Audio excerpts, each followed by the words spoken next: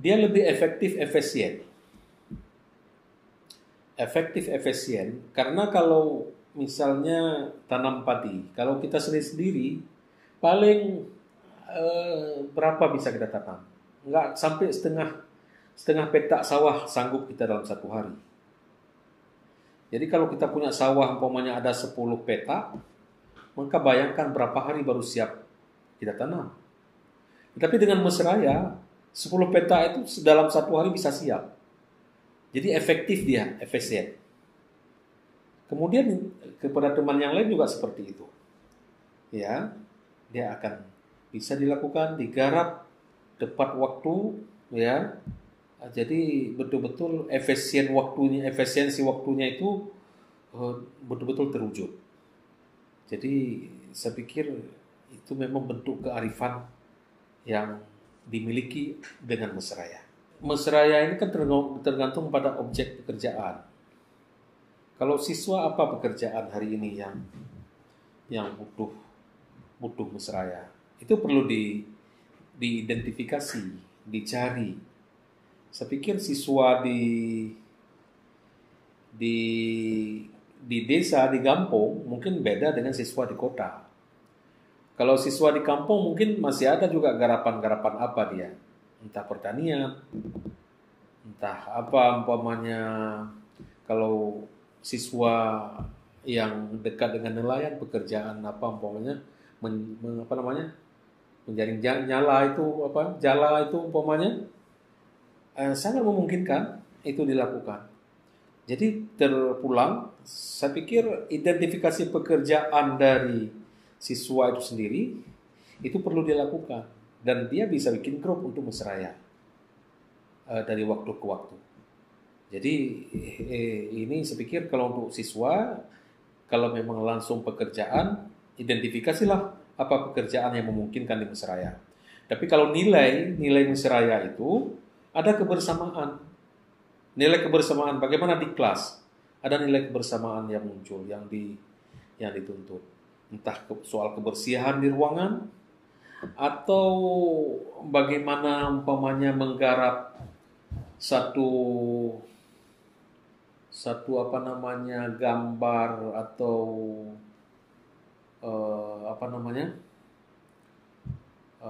peta kah? Umpamanya digarap peta itu bisa bersama-sama. Misalnya siswa A menggarap peta, misalnya dia membuat peta. Ya kalau dia sendiri mungkin agak rumit juga, agak susah juga.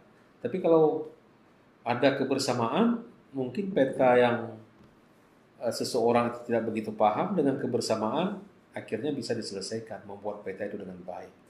Begitu juga umpamanya sketsa gampung atau gambar lukisan, ya. Jadi gambar lukisan itu memang ide dasar pada satu orang, tetapi dalam pekerjaannya itu bisa ramai-ramai. Ada yang ngaduk cat, ada yang memainkan kuas, ada apa. Jadi semua itu adalah bisa dilakukan secara bersama-sama dan menghasilkan produk yang lebih standar dibandingkan dengan yang sendiri. Jadi saya pikir itu bisa dilakukan. Tapi yang paling penting nilai dari mesraya itu bisa ditemukan. Soal apa yang layak untuk dijadikan mesraya itu perlu identifikasi pekerjaan apa yang bisa dimesraya. Mesraya itu kalau khusus mesraya itu memang sudah jarang-jarang kita lihat, kita dapatkan. Dan itu mungkin faktor dari kondisi real dari perkembangan kemajuan teknologi terakhir ini, termasuk teknologi informasi. Teknologi informasi itu yang menyebabkan orang kadang serba mandiri, lebih ke individualis. Ya, saya punya handphone, sibuk dengan handphone sendiri, padahal teman di samping ada, tapi enggak ada komunikasi. Kenapa? Karena punya apa namanya persoalan atau apa yang dengan HP-nya sendiri, dengan handphonenya sendiri. Jadi ini sebenarnya teknologi itu menggiring masyarakat kita hari ini kepada individualis. Sementara model mesraya itu sebenarnya itu adalah kebersamaan. Jadi memang kontra apa.